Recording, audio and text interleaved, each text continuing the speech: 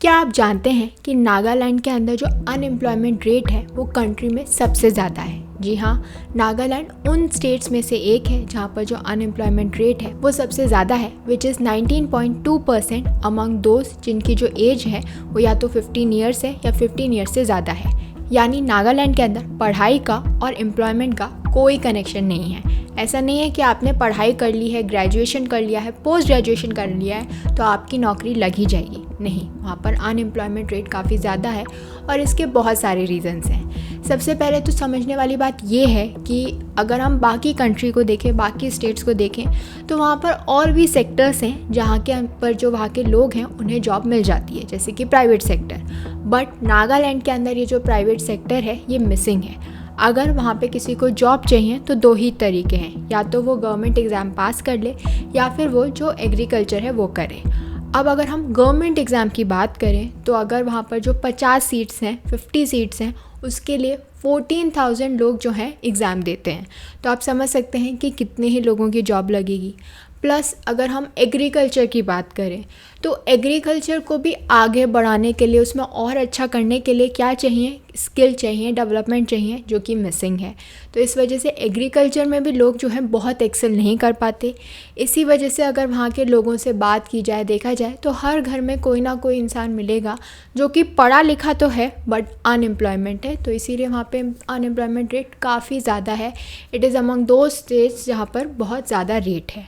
अब अगर हम गवर्नमेंट की बात करें कि वो इसके लिए क्या कर रही है, वो क्या कर रही है ताकि लोगों को जो है जॉब मिले, तो इसके लिए बहुत सारी पॉलिटिकल पार्टीज़ ने अपने मैनिफेस्टो में जो है काफ़ी प्रॉमिसेस किए कि वो नर्चर करेंगे एंटरप्रेन्योरशिप को, प्रमोट करेंगे स्किल डेवलपमेंट को।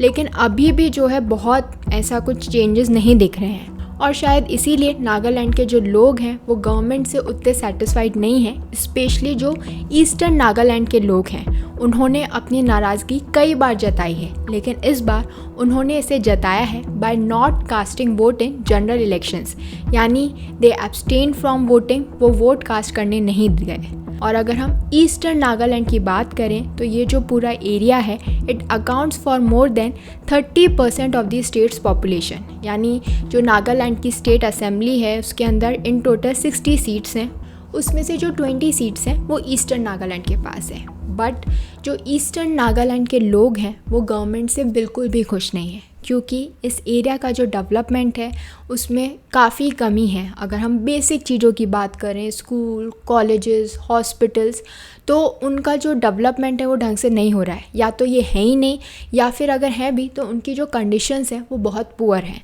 तो उनका जो आर्ग्यूमेंट है वो ये है कि हमारा जो एरिया है उसका डेवलपमेंट कम हो रहा है as compare to the western Nagaland. यानी डेवलपमेंट के लिए जो भी पैसा आता है वो वहाँ वेस्टर्न एरिया में ज़्यादा लग जाता है as compare to the there area. तो उन्हें स्कूल के लिए, कॉलेजेस के लिए, हॉस्पिटल्स के लिए कहाँ जाना पड़ता है, वेस्टर्न नागालैंड में जाना पड़ता है। और अगर हम नागालैंड की बात करें तो ये एक हिली रीजन है, हिली एरिया है, और भले ही वेस्टर्न और ईस्टर्न में किलोमीटर वाइज इतना डिफरेंस नहीं है, लेकिन जब कुछ जाना होता है, किसी को आना जाना होता है तो बहुत आवर्स लगते हैं। और इसी वजह से हर एरिया का इंडिविजुअल डेवलपमेंट होना बहुत ज़्यादा ज़रूरी है और वो नहीं हो रहा। इसी वजह से जो ईस्टर्न नागालैंड के लोग हैं वो नाराज़ हैं और उन्होंने जो है इस बार वोट कास्ट नहीं किया है। तो अगर हम एम्प्लॉयमेंट की भी बात करें तो उनका ये कहना है कि हमारे रीजन के अंदर एम्प्लॉयमेंट अपॉर्चुनिटीज़ ही नहीं है। अनएम्प्लॉयमेंट रेट इतनी ज़्यादा है, स्कूल्स नहीं है, बेसिक फैसिलिटीज़ नहीं है, और इसीलिए वो गवर्नमेंट से डिमांड कर रहे हैं for the formation of a separate state called frontier Nagaland which will comprise of the 6 eastern Nagaland districts. और उनकी ये जो डिमांड है इसे कौन आगे रख रहा है, ENPO। तो ENPO जो है वो एक ऑर्गेनाइजेशन है which stands for eastern Nagaland people's organisation. तो ये जो ऑर्गेनाइजेशन है वो लड़ रही है for separate statehood for autonomy. तो ये एक एपेक्स बॉडी है जो कि रिप्रेजेंट करती है 7 नागा ट्राइब्स को in the eastern part of Nagaland. तो जो 6 डिस्ट्रिक्ट्स हैं जो कि इसे डिमांड कर रहे हैं, they are मॉन, Tuensang, Longleng, किफायर, नॉकलाक and शेमेटौर। तो ये जो ऑर्गेनाइजेशन है इसका क्लेम है कि ये जो पूरा रीजन है ये इकोनॉमिकली बैकवर्ड है और इसे जो स्टेट गवर्नमेंट है वो नेग्लेक्ट कर रही है। तो इसीलिए उनका आर्ग्यूमेंट है कि उनके पास बेसिक इंफ्रास्ट्रक्चर ही नहीं है, जैसे कि road, communication, educational institutions, medical institutions, ये सभी जो हैं बहुत ही पुअर कंडीशन में हैं, ढंग से उन्हें अवेलेबल नहीं है। और इसीलिए आज के हमारे इस वीडियो में हम समझेंगे कि क्यों एक ही स्टेट के अंदर इतनी डेवलपमेंट डिस्पैरिटी है कि वेस्टर्न नागालैंड तो डेवलप हो रहा है लेकिन ईस्टर्न नागालैंड तक वो डेवलपमेंट नहीं पहुंच पा रहा, और इसके लिए जो हमारी गवर्नमेंट है वो क्या कर रही है। क्योंकि इस बार जो उनका मैनिफेस्टो है उसमें देखने को मिला है कि उन्होंने नागालैंड, जो ईस्टर्न नागालैंड है, उसके लिए भी कुछ प्रॉमिसेस किए हैं। और क्या नागालैंड के पास कोई भी स्पेशल राइट्स अवेलेबल नहीं है हमारे लॉ के अंदर, हमारे कॉन्स्टिट्यूशन के अंदर? तो इसी के बारे में हम आज के वीडियो में डिटेल में समझेंगे। सो आगे बढ़ने से पहले मैं आप सभी से रिक्वेस्ट करूंगी कि प्लीज़ मेरे चैनल को लाइक, शेयर एंड सब्सक्राइब करें। मेरा चैनल नया है तो इसीलिए आपका सब्सक्रिप्शन बहुत ज़रूरी है। तो अगर हम डेवलपमेंट की बात करें कि क्यों जो वेस्टर्न नागालैंड है वो ईस्टर्न नागालैंड से ज़्यादा डेवलप्ड है, तो इसके बहुत सारे हिस्टोरिकल रीजंस भी हैं। सबसे पहले तो अगर मैं जोग्राफिकल रीजन्स की बात करूं तो जो वेस्टर्न नागालैंड है वो बाकी कंट्री के जो स्टेट्स हैं उनसे ज़्यादा कनेक्टेड है, यानी कनेक्टिविटी ज़्यादा है। तो इस वजह से जो डेवलपमेंट है वो वहाँ ज़्यादा हो रहा है। प्लस नागालैंड की जो कैपिटल है कोहिमा, वो भी वेस्टर्न पार्ट में आती है। तो जो लो लाइंग अर्बन सेंटर्स हैं वो सभी वेस्टर्न पार्ट में हैं, तो इसीलिए वहाँ का डेवलपमेंट जो है वो ज़्यादा है as compare to the eastern Nagaland जो अभी भी अंडर डेवलप्ड है। अगर हम ईस्टर्न नागालैंड की बात करें जहाँ पर इनहेबिट करती हैं ईस्टर्न नागा ट्राइब्स, तो ये सब कहाँ रहती हैं? हिली रीजन्स ऑफ द नागालैंड, यानी जो ईस्टर्न मोस्ट रीजन्स हैं, जैसे कि मॉन जो कि म्यांमार के साथ अपना बॉर्डर शेयर करता है। तो ये जो ट्राइब्स हैं ये मॉन के अंदर रहती हैं। तो ये जो ट्राइब्स हैं ये इंक्लूड करती हैं कोन्याक्स जो कि मॉन के अंदर रहती हैं। और क्योंकि ये इतना ईस्टर्न एरिया में रहती हैं, हिली रीजन्स में रहती हैं, तो उनकी जो कनेक्टिविटी है बाकी कंट्री से वो थोड़ी प्रॉब्लमेटिक है, वो उतना कनेक्टेड नहीं है। तो इसी बेटर कनेक्टिविटी की वजह से, higher level of English education की वजह से, क्रिश्चियनिटी की इन्फ्लुएंस की वजह से जो नागालैंड का वेस्टर्न हिस्सा है वो ज़्यादा डेवलप्ड है। यानी जब भी कोई पैसा आता है डेवलपमेंट के लिए तो जो ज़्यादा शेयर है वो वेस्टर्न नागालैंड में लग जाता है as compare to the eastern Nagaland. तो अब ये तो बात हो गई जोग्राफिकल कंडीशंस की कि क्यों ऐसा हो रहा है।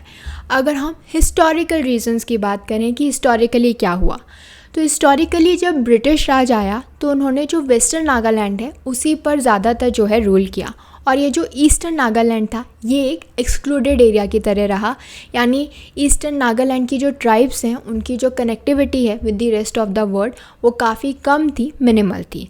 तो जब तक ब्रिटिशर्स रहे उनकी जो जितनी भी पहुंच थी वो वेस्टर्न नागालैंड तक थी।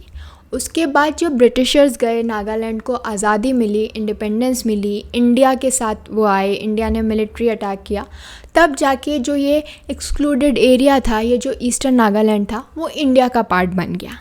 अब क्योंकि काफ़ी सालों तक ये जो वर्ल्ड था उससे दूर रहे, उनका जो कांटेक्ट था वो काफ़ी कम था, तो इसी वजह से ये हिस्टोरिकली, कल्चरली, इकोनॉमिकली हर तरीके से बैकवर्ड थे। तो 1945 में क्या हुआ, ये जो पूरा रीजन था इसे इंक्लूड किया गया under the north east frontier agency, जो कि एक एडमिनिस्ट्रेटिव डिवीज़न था जिसे डेवलप किया था ब्रिटिशर्स ने एज द त्योंगसांग फ्रंटियर डिवीज़न। फिर जो 1957 था उसके अंदर इस त्योंगसांग फ्रंटियर डिवीज़न को मर्ज कर दिया गया with the Naga hills district of Assam, ताकि वो एक एडमिनिस्ट्रेटिव यूनिट जो है बना सके, जिसको नाम दिया गया नागा हिल्स त्योंगसांग एरिया।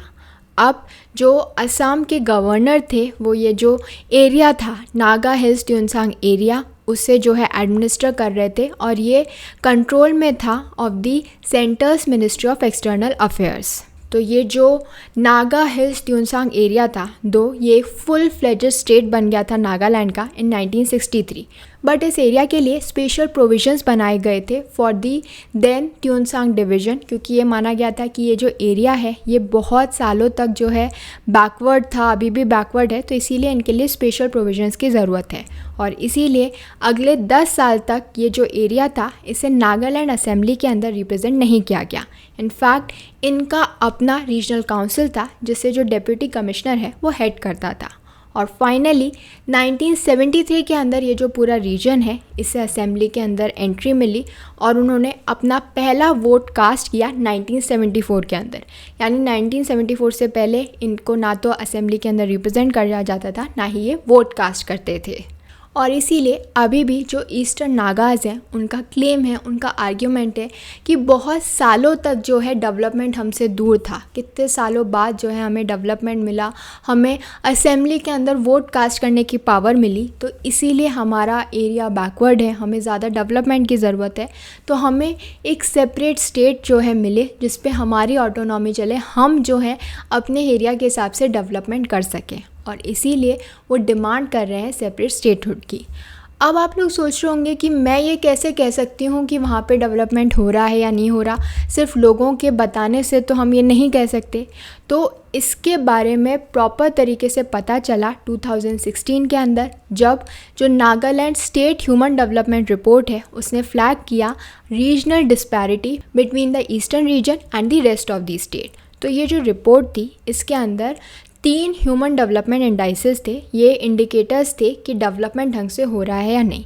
अब वो 3 इंडिकेटर्स क्या थे? पहला तो था इनकम एंड लाइवलीहुड, दूसरा था जेंडर इश्यूज़ और तीसरा था पॉवर्टी एलिविएशन।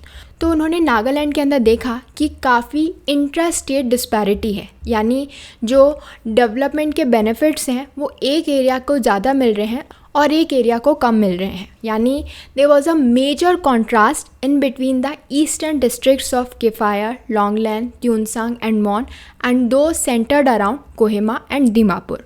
और इनमें भी स्पेशली जो ट्यूनसांग और मॉन एरिया है it remain in the bottom in terms of all 3 indicators. यानी इन दोनों ही एरियाज़ के अंदर जो डेवलपमेंट था वो सबसे कम था। और ये जो डिस्पैरिटी है ये कोई कम नहीं हो गई है, और बढ़ती चली जा रही है। जो डेवलपमेंट का गैप है वो और बढ़ता चला जा रहा है। फॉर एग्ज़ाम्पल अगर मैं लिटरेसी रेट की बात करूं तो वैसे तो नागालैंड के अंदर जो लिटरेसी रेट है वो 80% है, लेकिन ये जो मॉन एरिया है, जो ईस्टर्न पार्ट है, वहाँ की जो लिटरेसी रेट है इट इज़ 56.9%। तो आप डिफरेंस देख सकते हैं, एक ही स्टेट के अंदर इतना डिफरेंस कैसे हो सकता है कि एक एरिया में 80% लिटरेसी रेट है, एक जो वेस्टर्न रीजन है उसमें इतनी लिटरेसी रेट है और जो ईस्टर्न रीजन है उसके अंदर इतनी कम है। इनफैक्ट अगर हम वर्कर पार्टिसिपेशन की बात करें तो वो भी ईस्टर्न रीजन में कम है as compare to the western region. और अगर एग्रीकल्चर की बात करें तो ईस्टर्न रीजन में जो एग्रीकल्चर में भी डेवलपमेंट हुआ है वो बहुत बेसिक लेवल का हुआ है। तो इसीलिए जो डेवलपमेंट है, जो स्किल डेवलपमेंट है वो ईस्टर्न रीजन में काफ़ी कम है as compare to western reason.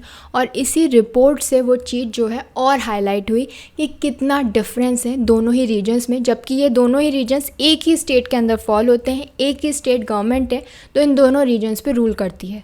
तो एक स्टेट के लिए दोनों ही रीजन्स बराबर होने चाहिए, इतना डिफरेंस कैसे है? तो इसका रीज़न बताया जाता है कि हिस्टोरिकली जो ईस्टर्न रीजन था वहाँ पर एडमिनिस्ट्रेटिव गवर्नेंस नहीं थी and because of this there is a major disparity. और इसी वजह से जो ENPO है वो डिमांड कर रहा है एक सेपरेट स्टेट की। दो ये जो डिमांड है वो कोई नई नहीं है, वो 2010 से डिमांड कर रहे हैं। इसीलिए उन्होंने सबमिट किया था एक memorandum to the prime minister's office, जहां पर उन्होंने डिमांड किया था कि उन्हें एक सेपरेट स्टेट चाहिए with special status and provisions owing to a development deficit in the region. तो उनका कहना था कि क्योंकि उनके रीजन के अंदर डेवलपमेंट नहीं हो रहा है इसी वजह से वो सेपरेट स्टेट की डिमांड कर रहे हैं। और शायद इसीलिए अब जाके जो बीजेपी है उसने अपनी मैनिफेस्टो में नागालैंड, ईस्टर्न नागालैंड के डेवलपमेंट के रिगार्ड में कुछ प्रोमिसेस किए हैं। उनका कहना है कि वो इस्टेब्लिश करेंगे एक eastern Nagaland development board for the holistic development of the region, और स्पेशल पैकेज भी उन्होंने रिलीज़ किया है for the development of eastern Nagaland. दो ये जो प्रोमिसेस बीजेपी ने किए हैं ये काफ़ी सिग्निफिकेंट है in the light of the development.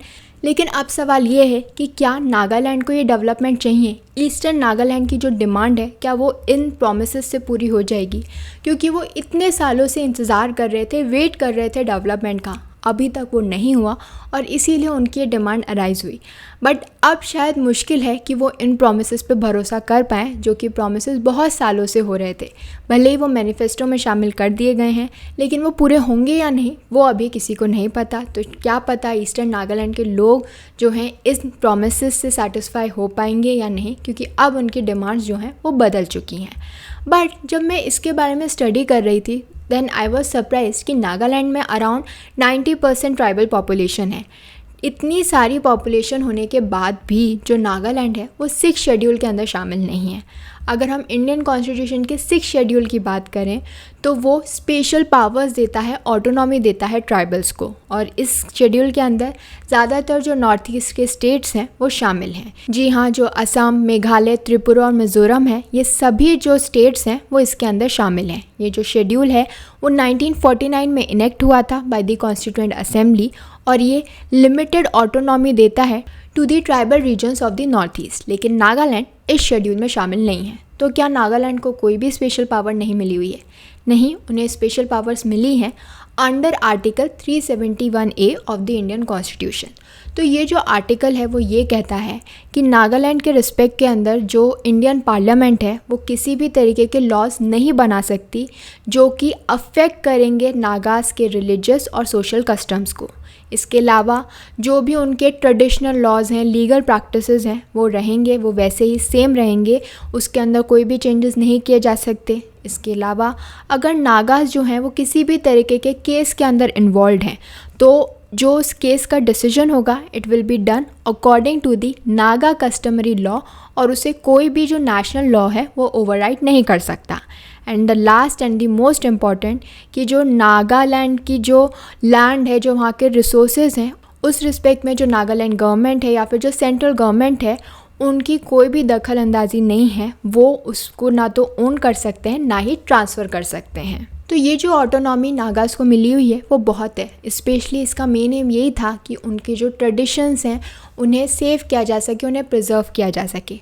But अभी इस समय जो नागास हैं वो इसके लिए नहीं लड़ रहे, वो डेवलपमेंट के लिए लड़ रहे हैं। वो डेवलपमेंट चाहते हैं अपने एरिया में, जो कि उन्हें आर्टिकल 371A से नहीं मिलेगा, ऑटोनॉमी से मिलेगा, फाइनेंशियल ऑटोनॉमी से मिलेगा, जो कि अब वो स्टेट से, सेंटर से डिमांड कर रहे हैं। तो अब देखना ये है कि क्या उनकी ये डिमांड्स पूरी हो पाती हैं या नहीं।